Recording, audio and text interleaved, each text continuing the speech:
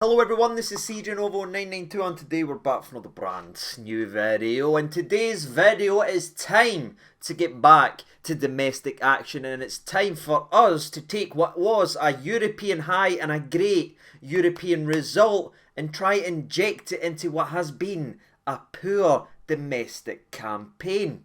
Wait, what year is it? Well, hopefully it ends up being a successful year, people, but more on that in the next couple of minutes, because as always we're going to dive right in to the actual oppositional preview and have a look at tomorrow's dance partner and discuss what is obviously a massive game for his football club. Again, if you do find yourself enjoying the content at any time, please consider hitting the like button or subscribing as we try and reach the 70k ridiculous milestone that's now ahead of us. But to Motherwell we go then, and I'll be honest with you people, we face a side in Motherwell that's above us in the league. I didn't like Motherwell, and I can barely tolerate Motherwell sitting above us when it gets done at the start of the season alphabetically. People, never mind when you're 5 games into a season and you're almost into October. The fact that they're above us in a league makes me ill. And it's time to sort that tomorrow night. But you have to give credit where credit's due. Motherwell are sitting in 3rd in the old SPFL, coming in to this side versus 4th place Rangers.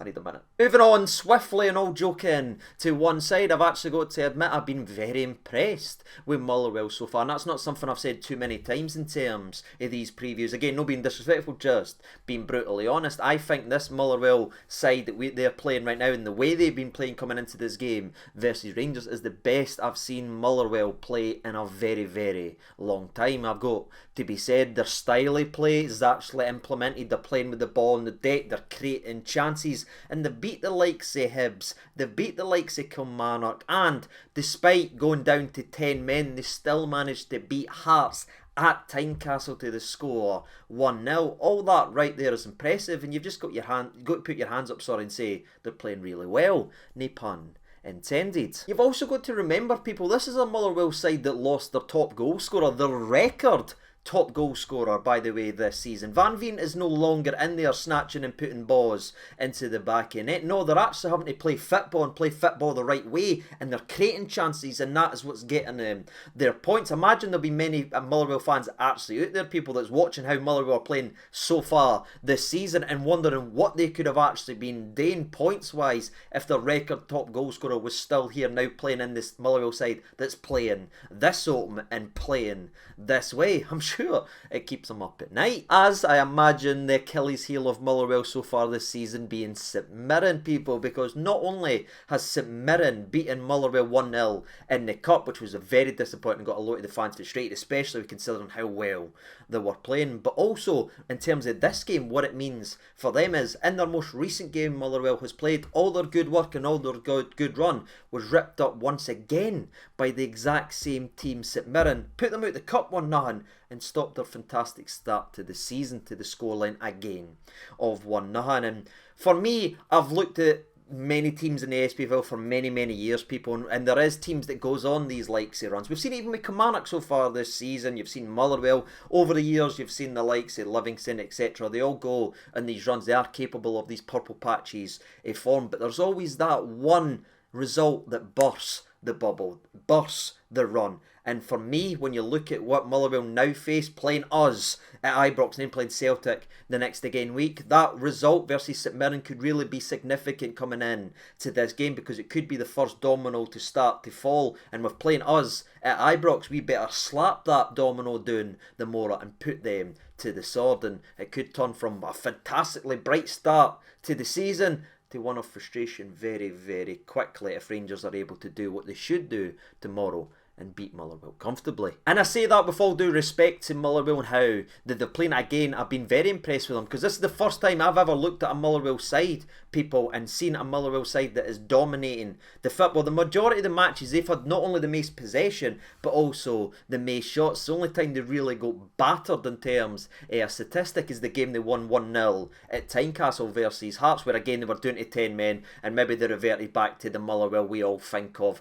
Hammer thrower, part the boss, headers all other place. That is the only time they've flashed that this season, but that is the exact style I'm expecting to see tomorrow, as they do line up in their 3-5-2-ish formation that drops to a 5-3-2 in defending. And it's quite ironic that the 3-5-2 has cost us a lot of issues over the past, especially Motherwell's way and the way they operate it with O'Donnell on one side, etc, etc, because there are so many Rangers fans, including myself, would like to see us maybe try and play a 3-5-2, really take hold in the middle, have runners going forward, and again have your two strikers there feeding off any balls that comes in, again as you're dominating the width. That's something we've wanted for your team, but that's the way Motherwell has been playing, and it's caused us problems in the past. Again, flooding the middle and making it difficult. And with all the praise that I'm giving them, I genuinely expect to see maybe a revert back to the way they played at Tynecastle when they were doing to 10 men, and maybe played the way that they've played before. That 5-3-2, sitting back, making it very, very frustrating, make it turgid to watch, but try to turn not only the players and frustrate the players,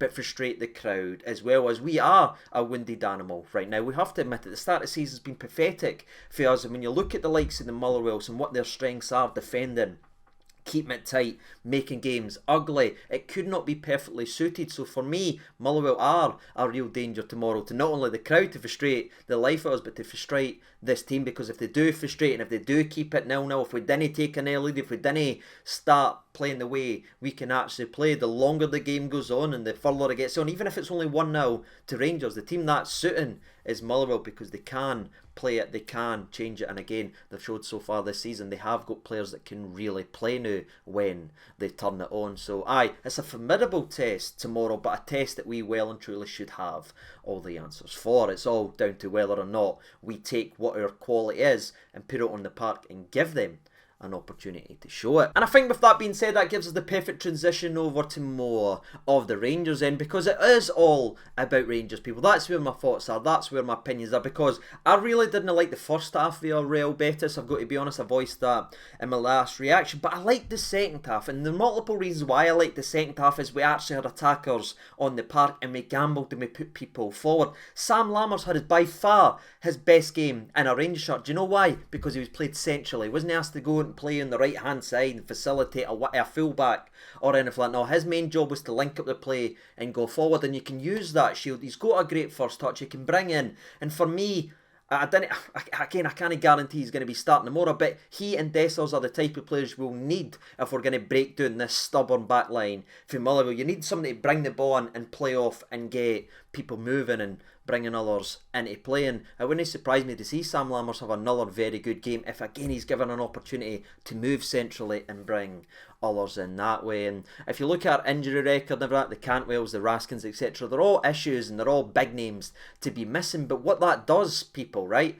And I'm not saying it's good that they're injured or anything, so please don't try and twist my words, but what I'm saying is, with what is clearly our first choice players for what Beale's system actually is, with them not being there now, it is forcing Michael Beale to mix things up and change it. He wouldn't be changing it any other way, and we kind of stumbled, don't he, son, for me versus Real Betis. I went ahead and watched the second half again just before this video. It was drastically different, and I feel like maybe, just maybe, we'll get a wee bit of silver lining for losing two fantastic players for a couple of weeks, because Beale needs to change it to fit the players that's now available, and we've needed a change if we want to be successful this season. There was a lot of talk about the likes of Lawrence being injured and everything, and I would be gobsmacked if he did start tomorrow, but I can never tell with Michael Beale or that these days. He says he's injured, he says he's not playing, then he turns up, people play. It's just the way these pressers go. It's hard to really put a lot of stock in them, but obviously with the Cup game coming up midweek, the fact that Lawrence has played in back-to-back minutes,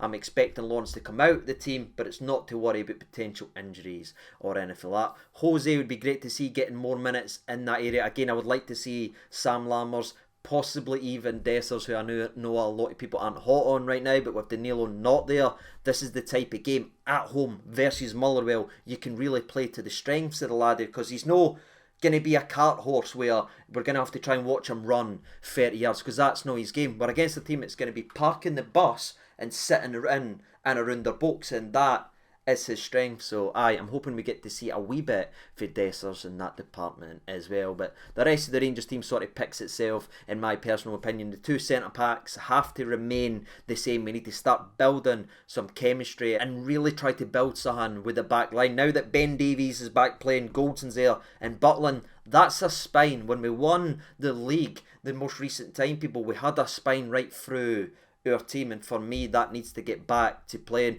I know you could be saying, oh, we could rest them with the cup game. I didn't want that. The two centre backs should be playing every minute and building up a real understanding with our goalkeeper, and that brings stability to the rest of the defence, because we know Tavernier's not been playing great and everything like that. I'm not digging out the skipper. There is quite a clear issue, I'd say, with his overall performances. I don't know if it's legs. He's not seemingly be able to get up and down as he used to. He's getting up, but he's not getting back, if you know what I mean. Or if he's getting back, he's not quite getting up. It's just something that comes with age. I imagine hopefully he ends up playing his way out of it. But I feel like there needs to be a bit more stability there, because what was once a guy that could run all day up and down and up and down, I've not seen it yet this season, and that obviously is a little bit of a worry. But he scores and he assists pretty much every single game, so you can't argue it. But in terms of the flow of the game, to find some real stability, because we can't afford the gaps there every day. Goldson can't babysit every single game, and that's all I've got to say about the game. I'm very, very excited about it. I'm hoping we can take the positivity. Again, I'm hoping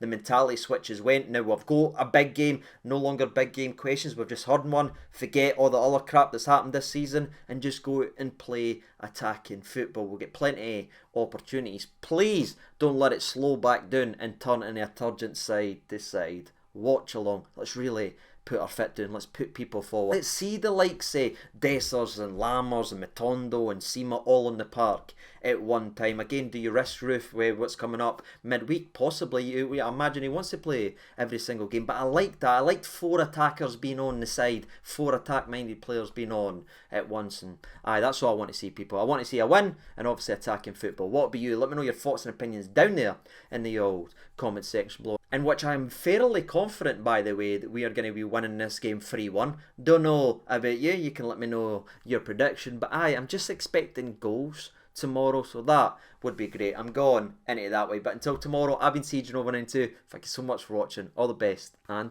bye-bye.